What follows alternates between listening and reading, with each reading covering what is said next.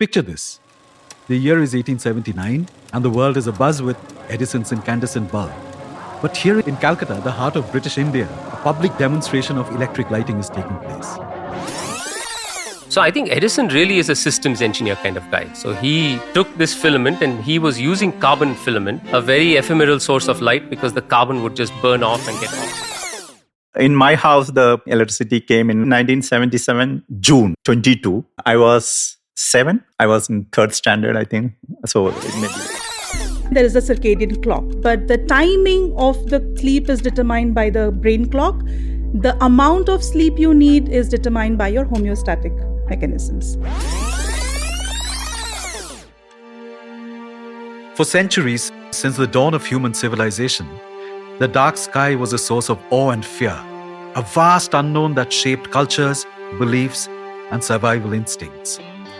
The invention of artificial light transformed this relationship, illuminating not just our homes and cities, but the very understanding of our relationship with light and the absence of it. From flickering oil lamps to the revolutionary electric bulb, humanity's quest to dispel the dark is a story of ingenuity, determination, and progress.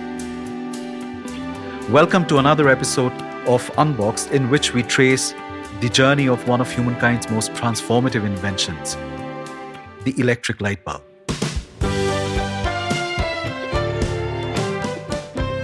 I am Sharmadip Basu and I teach history and social science at Azim Premji University. Joining me today is my colleague Proteep Mallik, professor of physics and an intrepid stargazer besotted with the night sky. Thanks, Sharmadip, for having me here, which I'm sure will be a very illuminating discussion. In the book of Genesis in the Old Testament, Proteep, God says, "Let there be light." But God's word did not really come true until very late into the history of human civilization, right? It is very interesting to think about the fact that artificial lighting came about only very recently. Essentially, we've had artificial lighting only for maybe 100, 150 years.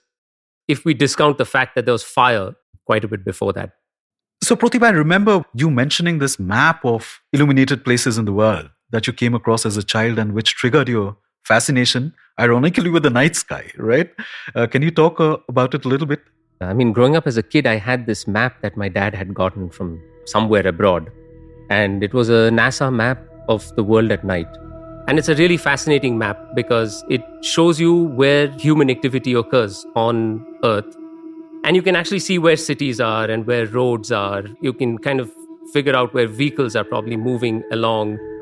And it's absolutely fascinating. And when you look at this map, you begin to realize that there are probably very few places on Earth where there isn't any artificial light. And you kind of go and look at those places and realize that those are places like Tibet or the Atacama Desert, and obviously the oceans, which covers most of the Earth. So these were the kinds of areas I would hunt for and be like, oh wow, I want to go there and see what it's like when there's no light at night. But most of the landmass now is just completely illuminated and flooded with artificial light. There are some interesting areas there where you can kind of think about what kind of human activity must be going on to create that kind of light. So parts of Saudi Arabian desert where you'd assume that there's nobody living, but there are very bright sources of light there. And these are, oil flares and gas flares, and where there's a lot of petroleum production going on. Or off the coast of Japan, where in the waters you have these squid fishing fleets with ships that shine very bright light to attract squids. Proteep, it's fascinating how artificial light has become the marker of human development. But none of this would have been possible without one invention that changed the course of modern history, the incandescent bulb. Yeah, sure. So let's explore what would artificial lighting be and what is it trying to accomplish. Unboxed, the light bulb in India, with Sharmadip Basu and Proteep Mallik.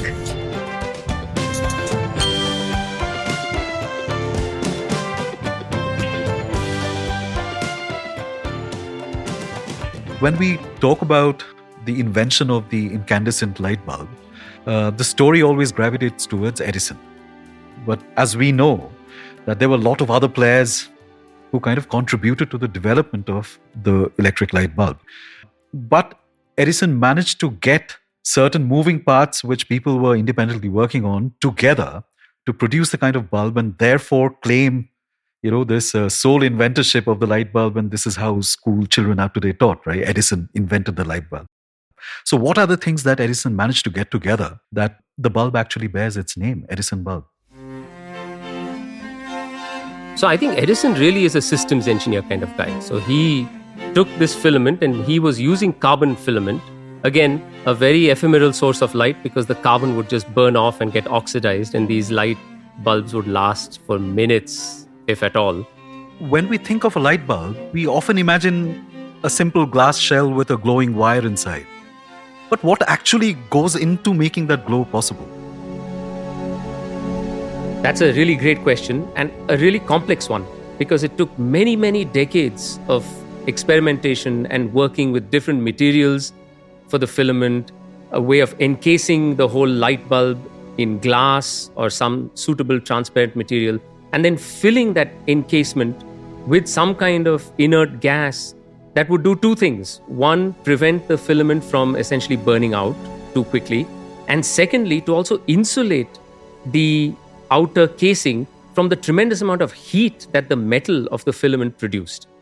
And the metals that went into the filament, there was a lot of development. We started with carbon, then there was other materials that were used, metals mostly. And then at some point, the tungsten filament became the go-to material because it's a metal that has the highest melting point. So it became a natural choice to use. But it was a very difficult metal to work with.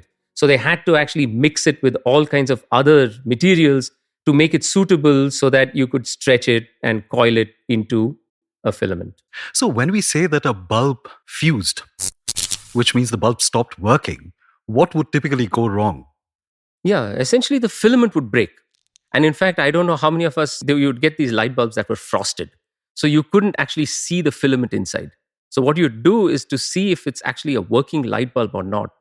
You take that bulb and just shake it, and you could hear a clinging sound of the metal just flopping around. That's when you knew that that filament had broken and was like whacking against something, so it was making this sound. And what accounts for the different wattages? So what is a 20-watt bulb? Of course, it produces lesser amount of light. But what is the physics behind these, differentiated grades of lighting in different wattage of bulbs? Yeah, that's a great question. So essentially, a higher wattage bulb is going to draw more current. Your voltage times the current is what actually tells you how much power it's drawing. So you want that to be higher. So you want a filament that can withstand higher current. So I want to go back to something that you just mentioned, thinking of Edison as a systems guy, right? And he wasn't simply satisfied with inventing and patenting the incandescent bulb in 1879. He built up an entire infrastructure around it, which would basically keep the bulb glowing. And that is electricity. And his genius was not only that of an engineer or a physics inventor, but also acquiring companies, competing companies, buying out other people who were, on a similar track as him. So he was as much entrepreneur as he was an engineer, as he was an inventor, right? Yeah, absolutely. That is what is something that is so fascinating about this particular moment. It's also capitalism kind of taking its modern full shape and technologies moving around the world at a very rapid speed. And all of these people trying to harness both the economic possibilities of profit making through their ventures, as well as constant innovation on these various scientific inventions that they are working on. So it is quite staggering then, isn't it, that within a couple of decades, things start moving towards taking their final form, including the electrical infrastructure and the incandescent light bulb. Say Edison's invention and the patent comes about in 1879. And by 1920s, you have electric supply corporations setting up shop in India and generating electricity, transmitting it and distributing it at a household level.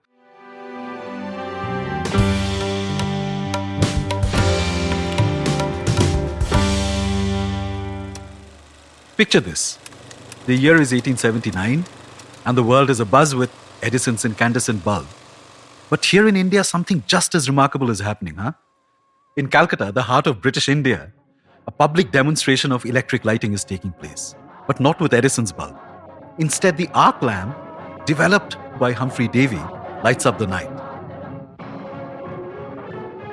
And from this first flicker of electric light, things move very quickly.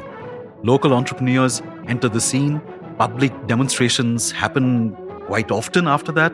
And by the 1930s, Indian manufacturers like Bengal Lamps and Mysore Lamps were pioneering domestic production. We've talked a lot about the invention of some of these lighting technologies in the West. And I'm sure our colonial overlords would have wanted the same technology here in India. So how did it come here and when did that happen? So I'm glad, Proteep, that you frame your question in the manner that you did, because one would think that the colonial overlords, quote unquote, would be invested in this new technology and the possibilities that it held, if not for anything else, but to extend colonial rule and to extract profit from India. But that wasn't the case. The colonial government was much more interested and invested, therefore, in railroads and canal building than it was in electricity. It didn't take to electricity very naturally, like a moth to a flame, if I were to put it that way, in the first instance. And so, therefore, the electricity market in India, in colonial India, from the late 19th century into the early decades of the 20th century, were left to private players. Though the government steps in at a certain point, I think, decisively, first in 1885, when the Calcutta Electric Supply Act is promulgated, and then there's a central government act that comes about in 1903, regulating questions of supply, distribution, fixing of unit prices, so on and so forth. Now, things happen very rapidly thereafter, okay? So you have a company of local entrepreneurs called Seal Day and Company who demonstrate their own version of the electric light, and they market their product by saying that, especially well suited for marriage processions, festival lighting, and other kinds of public lighting. By 1895, the colonial government passes the Calcutta Electric Lighting Act, intervening in the field of electricity supply, licensing, and so on. So as electricity became more common in Indian households, there was an increasing demand for reliable and affordable incandescent bulbs. But here's the catch. Until the early 20th century, almost all electric bulbs used in India were imported. British and European manufacturers dominated the market, making electric lighting a luxury for many. But that was about to change. By the 1930s, a shift was underway.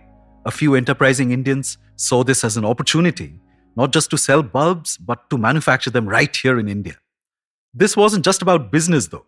It was a part of a growing nationalist movement, the Swadeshi movement, and a call for Swadeshi products that would free India from economic dependence on the British. And leading this revolution were three brothers from Bengal, Hemen, Shuren, and Kiran Roy. And Proteep, there is a personal connection over here, right? Yeah, actually, what's very interesting, I was talking to my dad the other day, and he actually remembers a couple of these brothers visiting their family home because my grandfather used to actually work at Jadavpur University. And he used to entertain all kinds of guests. And given that a couple of them were professors, Kiran and Shuren were professors at Jadavpur University, they would visit the home. And my dad even told me that, Shuren was a very jovial man and, he would come and have these very nice conversations. And my dad remembers actually seeing him. So that's interesting personal And connection. this association with Jadavpur University is not surprising at all. Apart from them being members of the faculty over there, the manufacturing unit of Bengal Lamps opened up just opposite the Jadavpur University campus as well. So it was literally across the road.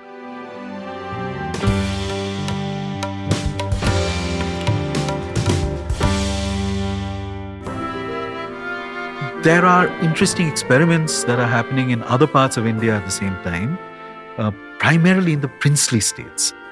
And princely states often have had a very different kind of a developmental trajectory as compared to the rest of British India. And with regard to electricity, the one princely state that gets really active is the one in whose old dominion we are located in, the Mysore state. And Mysore state becomes the first state to install hydro-powered electric generation station. Right. And this is not very far away from our own campus, maybe just 150 kilometers away. That's right. So, yeah, Sivasamudram, 100 kilometers away. And apparently a line connecting Sivasamudram to supply power to the Kolar goldfields passed right next to Sarjapur, where we are seated right now. And one of the first substations was the Sarjapur substation. So being this close to history actually is quite unique, that we had this important transmission line passing right by our campus and going to the Kolar goldfields, and it would illuminate these very deep goldfields. They were actually at the time some of the deepest mines in the world. Sharmadip, maybe you can shed some light on this question, which is, where does the demand for these light bulbs come from? Actually, that's a great question. And in fact, mass electrification and mass lighting in the late 19th century and early 20th century focused primarily on public spaces to begin with. Only later did it enter the household space. So that was one. Cities were very interested, and as urban spaces grew bigger and bigger, there was demand for street lighting, lighting up of public buildings, so on. And during this period, you have the development of India closely tied with electricity distribution. Exactly. So how many villages have electricity and so on? So from the moment of independence onwards, electrification of India becomes one of Nehru's pet projects, and therefore his famous quotes about, dams are the temples of modern India, because what would the dams do? Not just provide water, but produce electricity. Premier Nehru comes to Orissa to inaugurate the latest achievement in India's plan to bring electricity to every village in the land, the big Hirakud hydroelectric dam. 3 miles of stone and concrete make it the longest of its kind in the world. With its earth dikes, it completes a 20-mile wall impounding the great Mahanadi River. Hundreds of villages will get power and irrigation from the new project, whose foundation stone Nehru laid 9 years ago. But the story of electrification of India, as historian Sunila Kalev, absolutely fantastic work, she points out, that has been very uneven. And in fact, according to the last census, when household level electricity was actually taken account of, quite a few states, especially in northern India, are still, more than 50% of the households still do not have electricity for lighting available.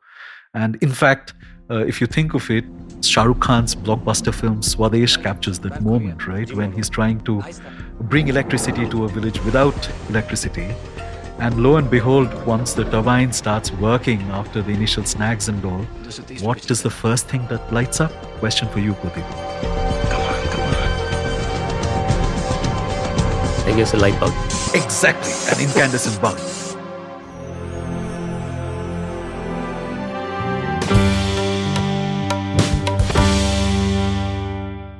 For many of us, electric lighting is a given, something we take for granted every time we flick a switch.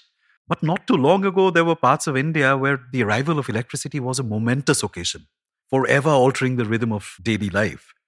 To illustrate this, we don't need to turn to film or fiction. We have a real-life account from our colleague Sunandan, a member of the social science faculty at Azim Premji University, whose village in Kerala received electricity first in 1977.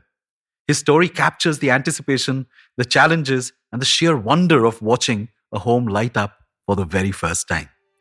In my house, the electricity came in 1977, June 22. The date has been written on our wall by my father. And not to embarrass you, but at this point, how old are you? I was 7. I was in 3rd standard, I think. So it may be 8. This is a village called Kadambaripuram in Palakkad district in Kerala, a rural village. But I would like to mention one thing about the period before the electricity. All of us, my brother, sister, and neighbors were studying in school, and some of them were coming to my place to study. So everyone was sitting in one table because there's only one lamp you can spare for studying. Other lamps are used for kitchen, etc. Kerosene lamps. Kerosene lamps. All are kerosene lamps. And the idea that before electricity it felt dark is not my experience. It was still bright. So actually at that day when the power was connected, I was not there.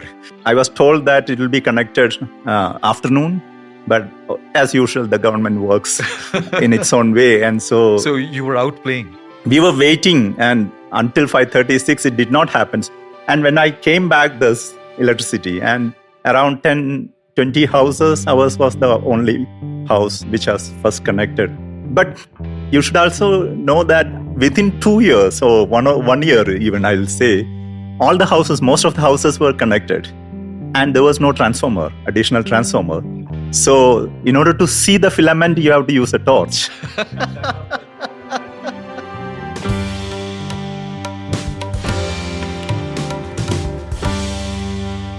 The world says that the light bulb is on its way out because it is not energy efficient, and we have new technology that can replace the old classic transparent glass light bulb that we've grown up with. In 2017, the government of India thought that they could phase out this old school incandescent light bulb in 4 years' time, but they ran up against a problem because there was this huge sector of demand for the old school incandescent light bulb from rural India because it costed much less than the alternatives. So can we talk a little bit about this? Yeah, but maybe before that, we should say a little bit about what came in between, which is, the tube light. That's right. Yeah, where you had some kind of... See, I was just being a tube light. In popular culture, we use the term tube light when ideas dawn slowly, right? Right. And there's a good electrical reason for why that terminology even came into place. Because in a tube light, you have an evacuated chamber with some kind of vapor. In the early ones had mercury. So you would have mercury vapor in there, and you would, put a voltage across, and you actually needed something called a starter to get enough voltage to get that mercury to start arcing, become a plasma, and then it would be kind of a self-sustaining thing, and you would have this beautiful glow. And then you had a thing called a choke, which actually kind of kept uniform current supply so that it would handle any variations in the current and give you uniform glow over time. So there are all these electrical components which, for example, an incandescent bulb just does not have. So although tube lights were very popular and existed everywhere, they were also rather inefficient. They broke pretty easily, and they were kind of unwieldy. Long tube lights, even carrying them around was kind of a pain. So in the 90s and early 2000s, you had this new innovation, which is the compact fluorescent lamp. Technologically very similar to the tube light, but again, CFL, compact fluorescent lamp, became much more common in households. But even that technology lasted, barely a decade or two before we had the next big thing in lighting that is likely to stay here for a very long time, which is light-emitting diodes, or LEDs. And LEDs bring about a real revolution in lighting because they are extremely efficient. They come in different colors. They're very, very bright now. And you can put a phosphor coating on a colored LED and get white light out of them, which is the preferred kind of lighting, especially for commercial and household applications. And these LEDs are these bright, colorful lights that are used for ornamental purposes, for light shows, for all of that. And the LED light bulb brings together a lot of stuff, technological innovations, and a lot of stuff that's happened in physics, namely semiconductor band gap materials, light at different wavelengths, and they're highly efficient and extremely long lasting. So if I hear you right, you're saying that the LED bulb has disenchanted the world of physics. In a way, but I would be disingenuous if I said that, because the LED lighting has created all kinds of other interesting things that can be done in a lab that couldn't be done with incandescent bulbs. So for example, incandescent bulb, you cannot really switch it on and off very fast. Right. So if you put in some kind of a switch on it that, let's say, oscillated at like 100 hertz or 200 hertz, and you want this light bulb to strobe at 100 hertz or 200 hertz, impossible, because it's to do with temperature. So as the filament is, when you turn it off, it takes some while to cool. So actually the light is dimming in a way. But an LED bulb, you can switch it very fast. So for all kinds of strobing applications, higher frequency applications, and all kinds of other things, we use LED bulbs.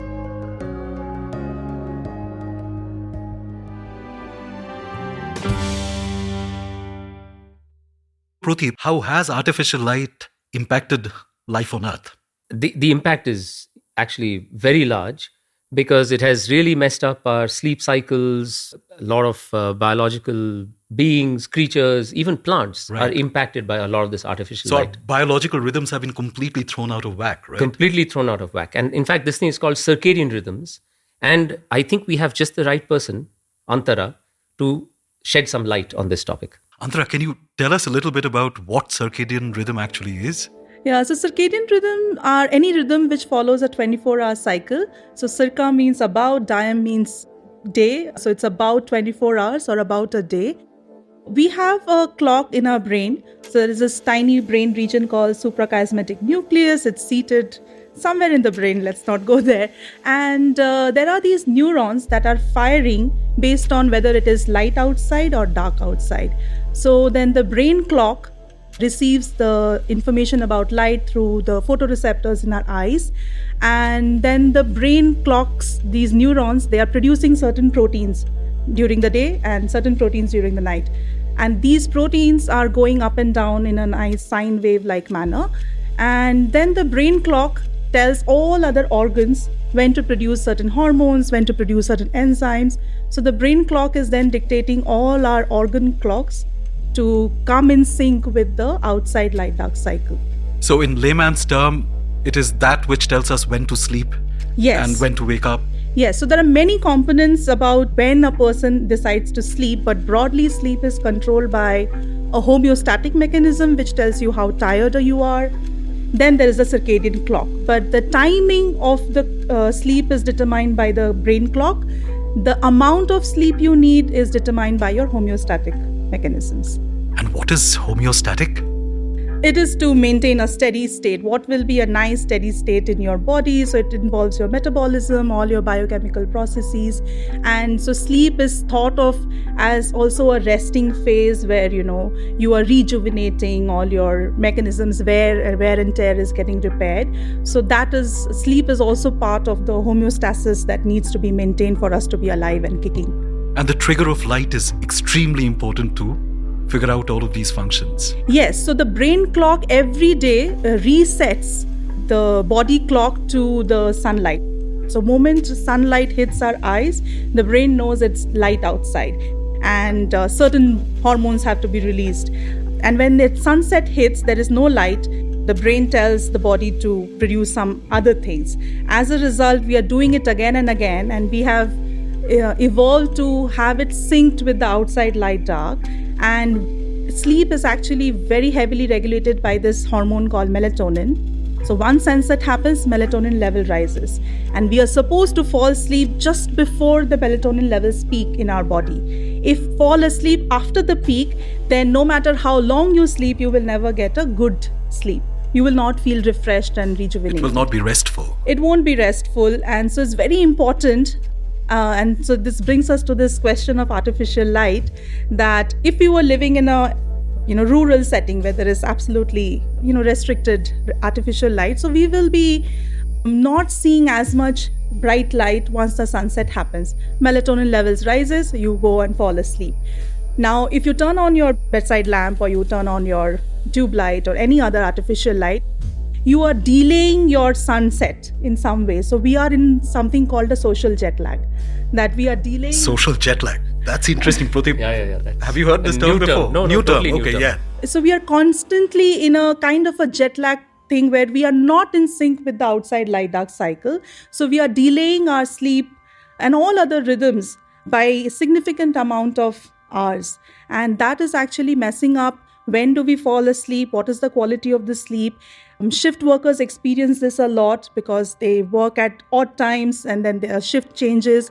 This asynchrony within your internal body clock and the external light dark cycle can give rise to mood disorders, can lead to depression, can lead to even some forms of cancer. Antara, I was thinking as you were speaking that we human beings at least have some agency.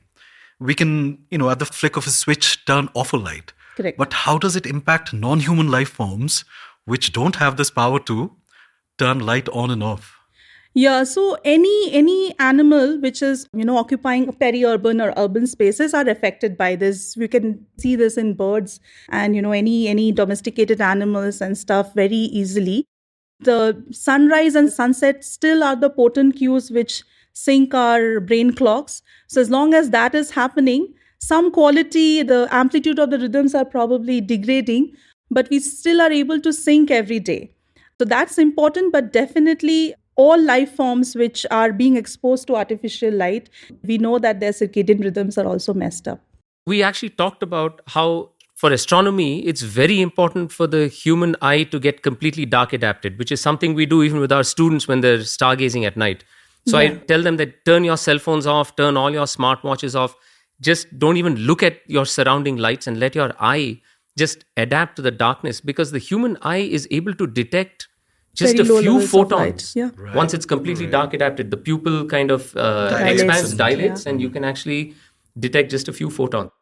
I mean, the problem is we now have this source of light in our pockets. Everyone has this crazy source of blue light, actually, because it's an LED, it's a blue light LED that shines white.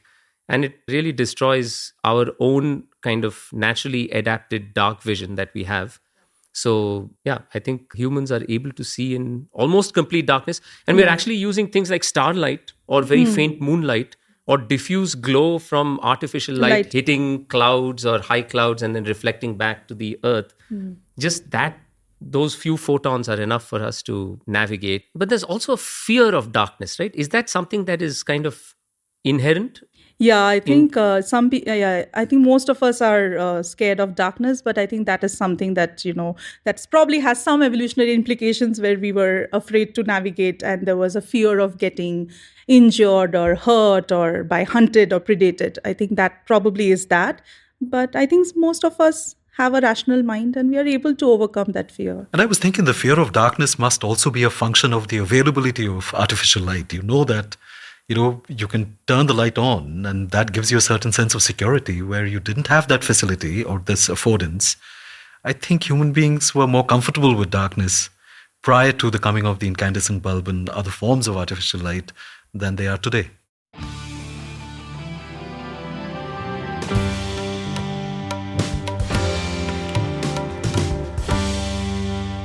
While the LED revolution has brought us closer to sustainable lighting, it has also raised many questions about how artificial lighting is reshaping our world in unintended ways, right? Today, the concept of a dark night is a figment of our imagination. Nothing is really completely dark anymore. From light pollution interfering with astronomy to its ecological impact on wildlife, the story of light is not without its shadows. In other words, there's a dark side to light as well. Proteep, as a physicist and son of astronomers, how do you view the tension between light and darkness? You started the introduction by saying the dark night sky created this foreboding.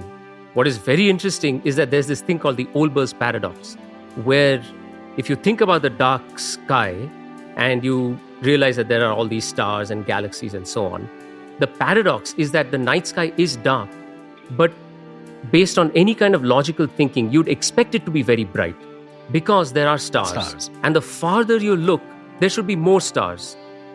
So if you think about it, it's an interesting inversion of, we think that, the moth follows the flame and, the moth is attracted towards the light. But here it seems the light has been attracted towards anywhere there's been human habitation in the contemporary world, right? Yeah, exactly. And that's actually, what's happening right now, the last 10, 15 years, is that there's this thing called the International Dark Sky Association. And they actually are promoting tourism and saying, come to this place that's completely dark. Astronomers would love to go to a place where it's completely dark. And in India, we have one such place, which is in Ladakh, a place called Hanle, where they've created a dark sky reserve. Again, they've worked with the local communities where there is electrification. In fact, in these areas, it's a proud moment, especially for a nation and definitely for the community, when electricity arrives at the doorsteps of their house. But, so it's very hard to tell communities like that, don't have bright lights or we don't want these lights because we have this observatory. But working with communities, I think many of them realize the importance of having darkness. Also from an ecological standpoint, there are a lot of migratory birds, insects, butterflies that rely on complete darkness or rely on certain natural sources of light like the moon or the setting sun or the stars. And having artificial lighting completely changes the sky glow. As we wrap up, it's clear that light is so much more than just a practical tool. It's a symbol of progress, an agent of change, and sometimes a source of unintended consequences as well. Perhaps the way forward is to find a balance, to celebrate light while respecting the darkness. Proteep, thank you so much for joining us today and shedding, as it were, light on this incredible journey. Thank you, Sharmadip. It's truly been an illuminating discussion. We hope this episode of Unboxed has brightened up your day with all the wisdom on how the humble light bulb has reshaped our world. The next time you switch on the light, think about what it has taken human civilization to get here. And of course, the consequence of too much light. Follow Radio Azim Premji University and don't forget to like and share this episode. Tune in to our show Unboxed for more illuminating stories on quintessentially Indian objects and concepts. Head over to Radio Azim Premji University and hit subscribe. Stay curious.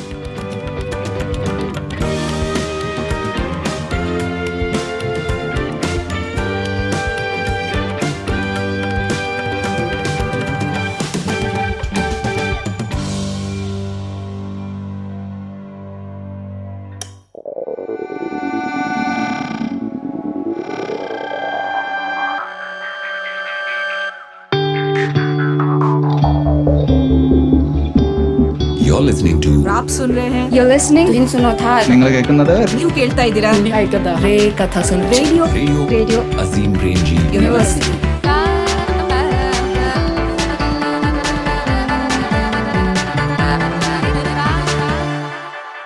The views and opinions expressed in this program are those of the speakers and do not necessarily reflect the views or positions of any entities they represent.